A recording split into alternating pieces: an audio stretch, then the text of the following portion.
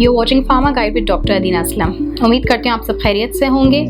आज का जो हमारा टॉपिक है वो है basically the class of medicine called as NSAIDs. ठीक है, एनसेड्स क्या होते हैं? एनसेड्स की फुल फॉर्म होती है non steroidal anti inflammatory drugs. Drugs का term basically is used for medicine in pharmacy. जो ड्रग्स होते हैं basically they are any chemical entity that brings about a biological change in the body. और medicine की जब हम बात करते हैं तो मेडिसिन जो है वो आपकी ट्रीटमेंट, आपकी क्योर, आपकी डायग्नोसिस, इन मैनेजमेंट, इन सब के लिए यूज़ होती हैं। तो non steroidal anti inflammatory drugs का टर्म यहाँ पे यूज़ किया जाता है, जिसका कोई नेगेटिव जो है वो यूज़ नहीं होता। तो एनसेड्स बेसिकली होते क्या हैं? लास्ट टाइम जब मैंने पैरासीटामोल पे आपको थोड़ी सी अवेयरनेस दी थी तो मैंने ये बताया था कि जो लोग पैरासीटामोल से एलर्जिक होते हैं तो they have to move on to another class of medicine जो कि एनसेड्स होती है। एनसेड्स जो होते हैं वो मोस्ट कॉमनली यूज्ड एनाल्जेसिक्स होते हैं, यानी पेन रिलीवर्स होते हैं। तो मोस्टली जो पैरासीटामोल से जिनको फ़ायदा नहीं होता या कोई इंटेंसिटी पेन की ज़्यादा होती है तो वो एनसेड्स पे मूव करते हैं। एनसेड्स इसके अलावा और क्या करते हैं?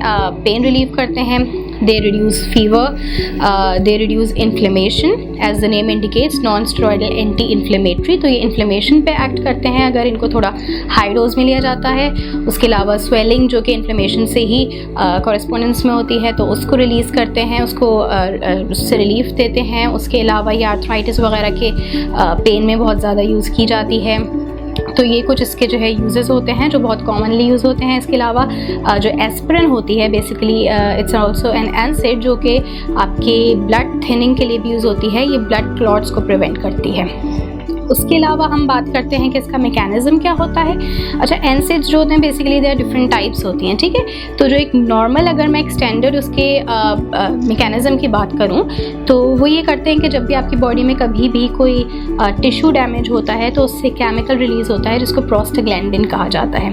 और इसकी डेवलपमेंट में, इसकी मेकिंग में COX-1 COX-2 एंजाइम्स जो होते हैं they play a very major part. तो होता क्या है कि जब ये प्रोस्टाग्लैंडिन्स रिलीज़ होते हैं तो ये फर्दर जो है स्वेलिंग करते हैं, ये आपकी बॉडी में टिश्यूज़ में स्वेलिंग करते हैं, ये जो आपकी नर्व इम्पल्सेस होते हैं उसको इंक्रीज़ करते हैं, उसकी फायरिंग को इंक्रीज़ करते हैं, जिसकी वजह से पेन की फीलिंग ज़्यादा होती है। तो जो एनसेड्स होते हैं आपके वो in basically COX-1 COX-2 inhibitors होते हैं वो।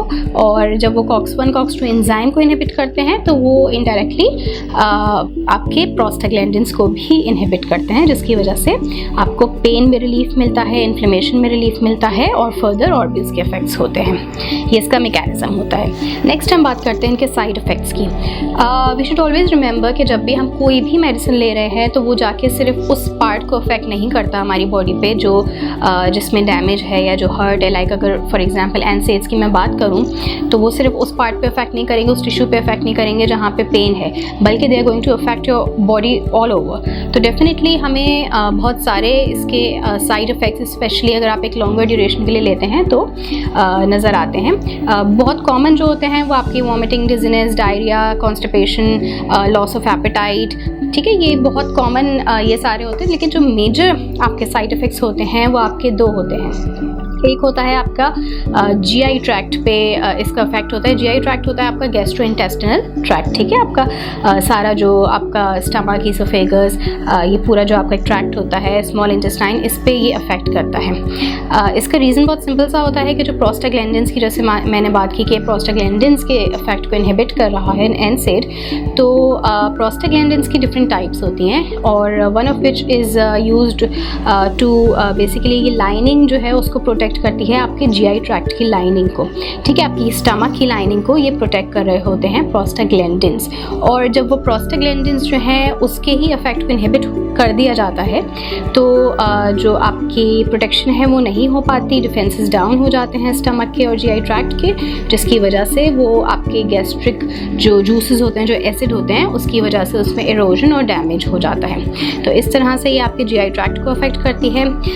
दूसरा एक बहुत जो नॉर्मल, जो बहुत कॉमन इसका एक साइड इफ़ेक्ट होता है वो आपकी किडनीज़ पे होता है। और किडनीज़ के साथ साथ BP जो है वो राइज़ होता है, आपका ब्लड प्रेशर। उसका क्या रीज़न होता है बेसिकली कि जो NSAIDs होती हैं, जो एक क्लास ऑफ मेडिसिन है NSAIDs, ये आपके जो ब्लड फ्लो होता है किडनी पे उसको स्लो करते हैं। ठीक है, ब्लड फ्लो जब स्लो होता है तो किडनी का डेफिनेटली फंक्शन स्लो हो जाता है। किडनी का फंक्शन स्लो होता है तो आपकी बॉडी में फ्लूइड्स जो है उनका एक बिल्डअप होने लगता है, वो अक्यूमुलेट होने लगते हैं, और जब बॉडी में एक फ्लूइड्स की अक्यूमुलेशन होती है तो उसकी वजह से आपका ब्लड प्रेशर जो है वो राइज हो जाता है। तो इस तरह से ये आपके ब्लड प्रेशर पे भी अफेक्ट करती है और आपकी किडनीज पे भी अफेक्ट करती है। इसी के साथ थोड़ा सा हम ये भी बताते चलें कि NSAIDs, जैसे मैंने कहा, एक क्लास ऑफ मेडिसिन है, इसमें बहुत सारी डिफरेंट मेडिसिन आती हैं। तो मैंने यहाँ पे जिक्र किया कि GI ट्रैक्ट को अफेक्ट कर रही है, लेकिन हमारे पास ऐसे भी मेडिसिन हैं, लाइक फॉर एग्जांपल आपकी सेलिकॉक्सिब एक मेडिसिन आती है जो कि यूजुअली आर्थराइटिस में, ऑस्टियोआर्थराइटिस हो गई, आपकी रूमेटॉइड आर्थराइटिस हो गई, इसमें यूजुअली यूज़ की जाती है, उसके पेन के लिए यूज़ की जाती है। तो उसमें ये होता है बेसिकली उसका जो जेनेरिक होता है वो सेलिब्रेक्स कहलाता है, और that is only selective COX-2 inhibitor. मैंने जिक्र किया था कि COX-1 और COX-2 इनहिबिटर्स होते हैं, ये एंजाइम्स होते हैं जो प्रोस्टाग्लैंडिन के रिलीज़ में हेल्प करते हैं, और जब ये इनहिबिट होते हैं तो प्रोस्टाग्लैंडिन रिलीज़ नहीं होता और इस तरह NSAID एक्ट करता है। लेकिन जो सेलिब्रेक्स है ये सिर्फ COX-2 को इनहिबिट करती है, जिसकी वजह से आपकी GI लाइनिंग जो है वो डैमेज नहीं होती, वो प्रोटेक्टेड रहती है। तो यहाँ पे इसका ये फ़ायदा होता है कि जो सेलिकॉक्सिब मेडिसिन है वो आपके GI ट्रैक्ट पे अफेक्ट नहीं करती। इसी तरह हमारे पास होती है टोराडोल जो कि कीटोरोलैक होती है, और ये सबसे ज़्यादा अफेक्ट करती है आपके GI ट्रैक्ट पे। ये अल्सर्स, ब्लीडिंग, ठीक है, ये सब करती है, और बेसिकली इसको आप 5 डेज से ज़्यादा नहीं ले सकते क्योंकि इसके इफेक्ट बहुत ज़्यादा एडवर्स हो सकता है। इसी तरह एस्पिरिन जो होती है, जैसे मैंने पहले भी जिक्र किया कि this is the only NSAID जो आपकी ब्लड क्लॉट्स को प्रिवेंट करती है, ब्लड को थिन करती है, और it protects you from heart attacks and strokes. तो बेसिकली NSAID एक पूरी क्लास है जिसमें बहुत सारी डिफरेंट मेडिसिन हैं और डिफरेंट साइड इफ़ेक्ट्स हैं, उनके डिफरेंट डोजेज़ हैं और डिफरेंट मैकेनिज्म, डिफरेंट एक्शन होते हैं। इसके अलावा हम थोड़ा सा जिक्र करते हैं इंटरेक्शंस का। ठीक है, इंटरेक्शंस क्या होते हैं मेडिसिन के? अगर if you are taking any medicine already, तो उसके साथ अगर आप इस मेडिसिन को भी लेते हैं तो उसका क्या कोई एडवर्स इफेक्ट हो सकता है। तो लाइक आई सेड बिफोर कि ये आपके ब्लड प्रेशर को इंक्रीज़ करता है, यानी ये हाइपरटेंशन करता है। So if you are taking any medicine जो कि आप एंटी हाइपरटेंसिव है, यानी आप BP के लिए ले रहे हैं, तो डेफिनेटली ये उसके इफेक्ट को नलिफाई करेगा या उसके इफेक्ट को रिड्यूस करेगा, क्योंकि ये जो है हाइपरटेंशन को बढ़ा रहा है, ये हाइपरटेंशन कॉज कर रहा है, और दूसरी मेडिसिन उसको जो है वो कम कर रही है। तो ये दोनों का इफेक्ट जो है वो नलिफाई कर देता है एक दूसरे को। सेकेंड चीज़ ये होती है अगेन डायूरेटिक्स, जिनका इफेक्ट जो है वो क्वाइट अपोजिट होता है। ये जो है आपके किडनी के इफेक्ट को स्लो कर रही है, जिसकी वजह से ब्लड फ्लो किडनी को जो है स्लो करके बॉडी फ्लूइड्स को जो है वो रिटेन कर रही है बॉडी में, और डायूरेटिक्स का ऑपोजिट इफेक्ट होता है। तो इसी तरह से इसका भी इफेक्ट जो है वो मिनिमाइज़ या रिड्यूस कर देते हैं ये डायूरेटिक्स का। और उसके अलावा आपके पास मीथोट्रेक्सेट जो मेडिसिन होती है उसके इफेक्ट को जो है उसकी बेसिकली एलिमिनेशन को ये रिड्यूस करता है, जिसकी वजह से मीथोट्रेक्सेट की आपकी टॉक्सिसिटी हो सकती है बॉडी में।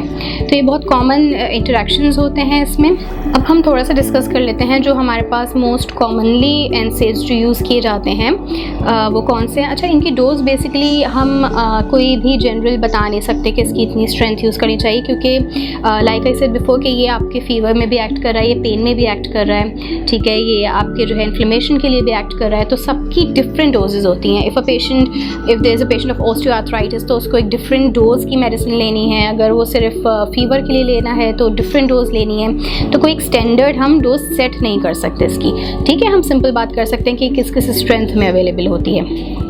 हमारे पास जो एक बहुत कॉमन मेडिसिन आती है आपकी, वो होती है आइबुप्रोफेन, ठीक है। आइबुप्रोफेन के जो ब्रांड्स होते हैं वो आपके पास ब्रूफेन है, एडविल है, मोट्रिन है, ठीक है। ये आपके पास टैबलेट्स के फॉर्म में भी होती है, ये आपके पास सस्पेंशन के फॉर्म में भी होती है। टैबलेट्स में आपके पास इसमें 100, 200, 400, 600 mg अवेलेबल होती है।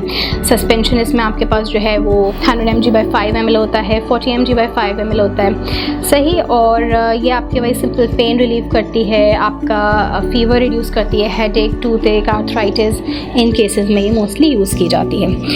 उसके अलावा आपके पास होती है, जैसे मैंने जिक्र किया सेलिकॉक्सिब का, जो कि आपकी सेलेक्टिव COX-2 इनहिबिटर होती है और आपके GI ट्रैक्ट पे अफेक्ट नहीं करती। ये आपके यूजुअली जो है वो बोन्स के जो भी इश्यूज़ होते हैं, आर्थराइटिस, ऑस्टियोआर्थराइटिस, रूमेटॉइड आर्थराइटिस, इनमें ज़्यादातर यूज़ की जाती है। अदरवाइज़ इसके अलावा और भी इसके यूजेस होते हैं और ये आपकी 100, 200, 400 mg में अवेलेबल होती है।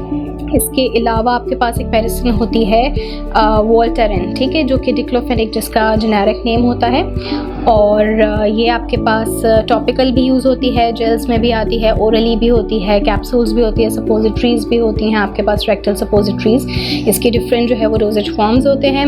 और basically this should be avoided by any heart patient, specially if you recently had a bypass, ठीक है। इसके बहुत साइड इफ़ेक्ट्स होते हैं हार्ट पेशेंट्स पे। तो इसकी जो आपकी, अगर मैं एक जनरल सिर्फ ऑस्टियोआर्थराइटिस के पेशेंट्स के लिए डोज की बात करूँ तो वो होते हैं 100 to 150 mg पर डे इसकी रिक्वायरमेंट होती है। इसी तरह आपके पास वॉरेन होती है। वॉरेन जो है आपके पास टैबलेट्स भी होती हैं और जेल फॉर्म में भी अवेलेबल होती है, जो कि अगेन डिक्लोफेनिक सोडियम होता है, ठीक है, और अगेन पेन के लिए यूज़ होता है। और साइड इफ़ेक्ट्स इसके, अच्छा, diclofenac is one of the strongest NSAIDs, पर इसके साइड इफ़ेक्ट्स भी काफ़ी ज़्यादा होते हैं और स्पेशली हार्ट, और अगर आपका ब्लड प्रेशर वगैरह हाई रहता है, हाइपरटेंशन है, तो उस केसेस में इसके साइड इफ़ेक्ट्स वगैरह काफ़ी होते हैं और विदाउट डॉक्टर्स कंसल्टेशन इसको लेना is not good for your health. और उसके अलावा जो लास्ट है वो मेफेनेमिक एसिड आपका होता है, जो कि आपके पास पॉन्स्टान के नेम से जो है वो अवेलेबल होता है और ये आपके पास माइल्ड टू मॉडरेट पेन में हेल्प करता है, स्पेशली मेंस्ट्रुअल पेन जो होता है, क्रैम्प्स जो होते हैं, उसमें बहुत ज़्यादा हेल्प आउट करता है। और 250-500 mg की स्ट्रेंथ में ये अवेलेबल होता है।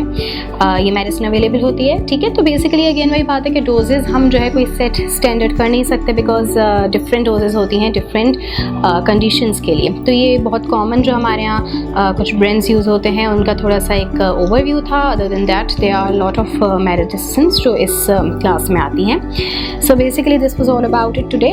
और ये एनसेड्स के बारे में थोड़ी सी गाइड थी। इसके अलावा इंशाल्लाह हम दोबारा हाजिर होंगे किसी और मेडिसिन के साथ। तब तक अपना ख्याल रखिएगा। अल्लाह हाफ़िज़।